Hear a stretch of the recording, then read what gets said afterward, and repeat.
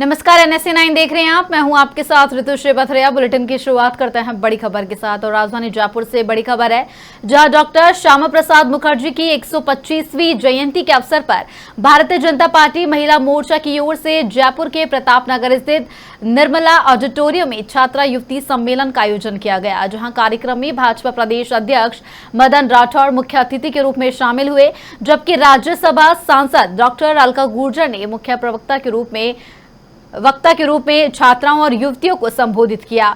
सम्मेलन का आयोजन भाजपा महिला मोर्चा की प्रदेश अध्यक्ष राखी राठौड़ के नेतृत्व में हुआ, जिसमें बड़ी संख्या में महिला कार्यकर्ताओं, छात्राओं और युवतियों ने भाग लिया।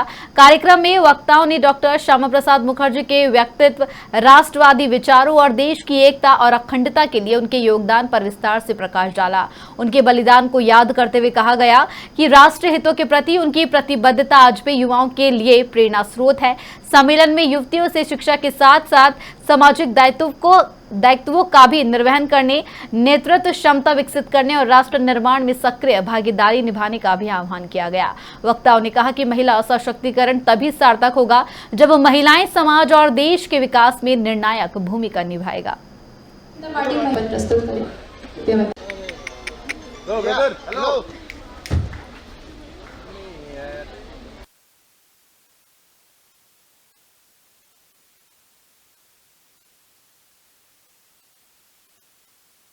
आज का जो कार्यक्रम है, ये नई पीढ़ी को राष्ट्रभक्ति से ओतप्रोत एक वातावरण देना, ये रहा है।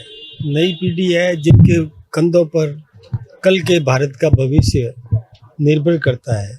उन बच्चों में भी वो सब संस्कार होने चाहिए जो देश अपेक्षा करता है।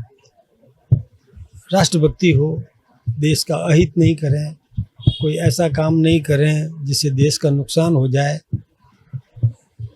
देश सर्वोपरि रहे, ये संस्कार देने का काम है। इस निमित्त ये कार्यक्रम आयोजित किया है।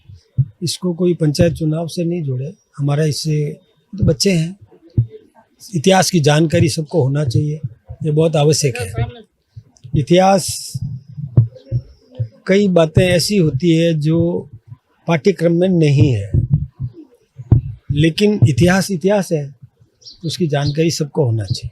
आपकी नज़र भी नई पीढ़ी पर है, कांग्रेस की नज़र भी नई पीढ़ी पर है। आप एक तरफ छात्रा सम्मेलन कर रहे हैं, तो दूसरी तरफ NSUI के जो राष्ट्रीय अध्यक्ष हैं वो लगातार छात्रों से संवाद कर रहे हैं। नीट पेपर को लेकर के सवाल किया जा रहा है। क्या लगता है कि नीट पेपर जो हो चुका, जिसमें परीक्षा हो चुकी, उसके बाद ये सवाल करने होते थे? मैं सोचता हूँ, देखिए, वो करे, हमको कोई आपत्ति नहीं है, लेकिन असत्य नहीं करे, सही तथ्य रख करके करे। देखिए, पेपर लीक की बात कांग्रेस के लोग छुपाएंगे, क्योंकि कांग्रेस के राज में बच्चों का भविष्य बर्बाद किया गया था। बार बार पेपर लीक होते थे जब कांग्रेस का शासन था। भजनलाल जी के शासन में कोई पेपर लीक नहीं हुआ। जहाँ तक नीट की बात करते हैं, वो भी राजस्थान से इसका कोई वास्ता नहीं है। वो राजस्थान में आकर के केवल बच्चों को भ्रमित करने का काम कर रहे हैं, ये ठीक बात नहीं है। जनता समझने लगी, बच्चे भी समझ रहे हैं आजकल कि राजस्थान में हुआ ही नहीं paper leak. Paper leak Kerala में हुआ, वहाँ कांग्रेस का शासन है, ये सभी जानते हैं इस बात को। अब व्हाट्सएप पर इधर उधर लोग भेज देते हैं तो उसका दोष सरकार पर नहीं कहा जा सकता, लेकिन बच्चे समझने लग गए हैं, उनको कोई और लाभ मिलने वाला नहीं है, केवल वो भ्रम पैदा करने का प्रयास कर रहे हैं। मैं तो उसकी निंदा करता हूँ। राजस्थान में बहुत जल्द UCC आने वाला है, सजेशंस मांगे जा रहे हैं सारे संस्थाओं से। किस तरीके से आप देखते हैं? कांग्रेस सवाल खड़े कर रही है। एक बात बताऊं, एक देश में एक कानून यदि होता है तो किसको आपत्ति है? सबको एक अवसर मिलना चाहिए। जो सुविधा मेरे लिए है वो सुविधा पड़ोसी के लिए भी हो। इसमें दिक्कत कहाँ है? मुझे नहीं समझ में आता। जो कानून मेरे पर लागू है वो कानून और लोगों पर भी रहे। इसमें मैं सोचता हूँ कि किसी को आपत्ति होना नहीं चाहिए। जहाँ तक सुझाव लेने की बात है तो ये बहुत और अच्छी बात है कि हम सर्व समाज से सुझाव ले रहे हैं। उनके सुझावों को कितना सम्मिलित किया जा सकता है, समन्वय के साथ समझा करके, राय बनाकर एक कानून बनाएंगे जिसमें उनके सुझाव भी सम्मिलित होंगे। कांग्रेस के लोग भी सुझाव दे, आपत्ति का है, दो ना सुझाव दो। अब वो इस पर भी ऐतराज कर रहे हैं। मुझे तो ये समझ में, उनको ऐतराज करना है इसलिए हर बात पे ऐतराज करेंगे, ये ठीक बात थोड़ी है। वैसे कल गोविंद सिंह डोटासरा ने पीसी के राम मंदिर चंदा चोरी मामले को लेकर बना कि साक्ष्यों को लेकर के कह रही है सरकार की कोई भी साक्ष्य किसी के पास है तो दे।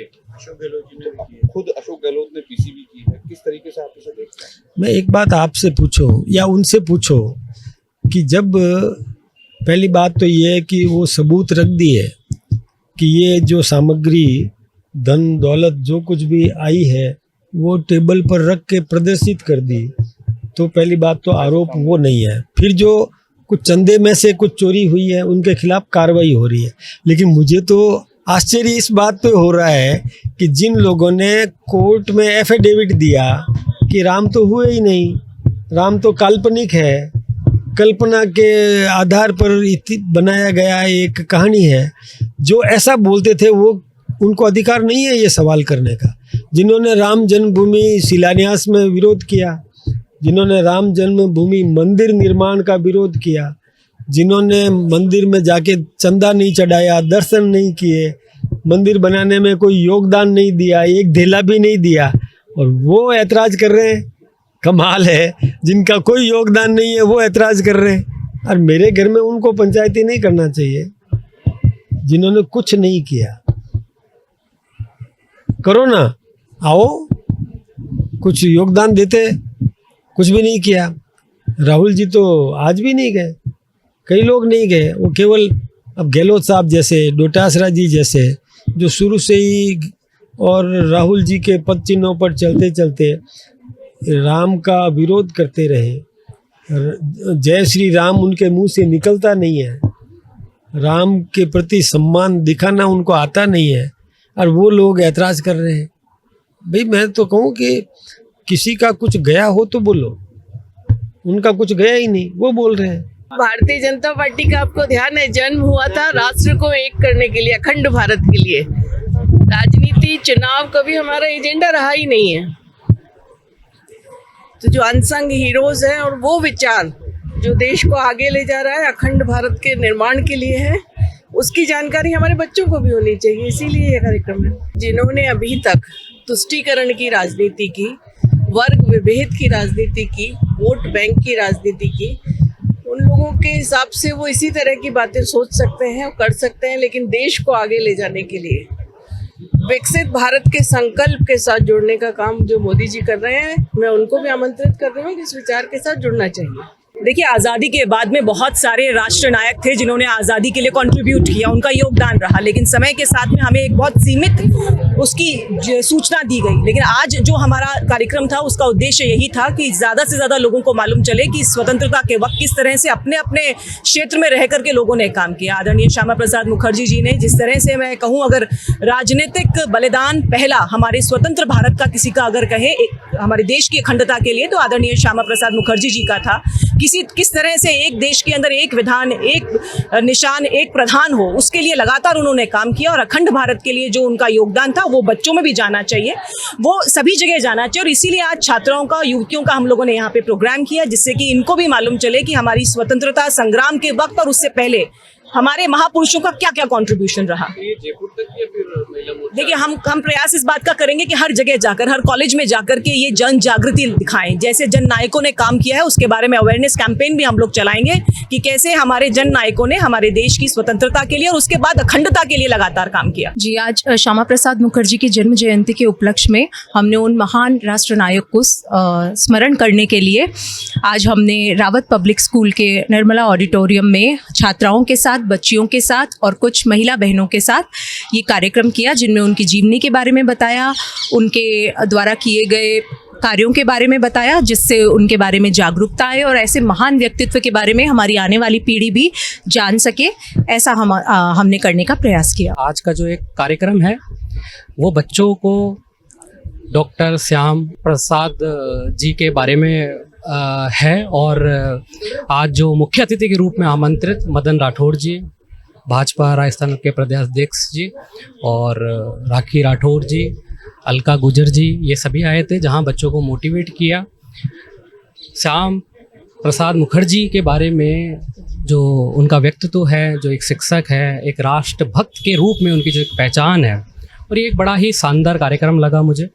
जिस तरीके से इनकी पूरी टीम समाज में बच्चों को मोटिवेट कर रही है कि उनकी उपलब्धि क्या थी, उनका जो देश में जो एक समर्पित भावना जो थी कि किस तरीके से उनका एक योगदान रहा देश के लिए, समाज के लिए, वो हमारे बच्चों को जानना बहुत ज़रूरी है।